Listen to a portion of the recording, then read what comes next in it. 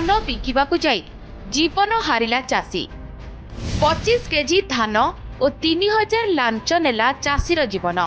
शेषरे एही दिन देखिबाकू बाकी थिला मंडी अव्यवस्था चाषी भाईर जीवन नहीं गला।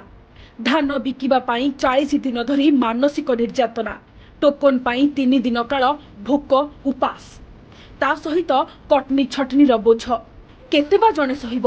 शेषरे आखि बुझीदेले राजनगर चाषी त्रिलोचन नायक।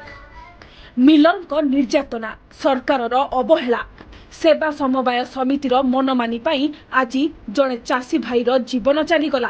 किंतु एते सबु पर भी मंत्री महोदय कहउछंती आमे किछि जानिनु। तो जान थिलो विकास ला आपण मान जणे जे देखिबा केस इनक्वारी करिबा।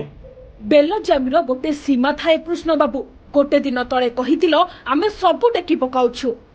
चाषी माने तांकर धान जो टोकन दिए से टोकन अनुसार धान मंडी को आनुंट मंडी में सुरखुरे धान किना जाऊँ। राज्य में मंडी अव्यवस्थार चित्र आज चाषी भाई मृत्यु स्पष्ट हो सारी।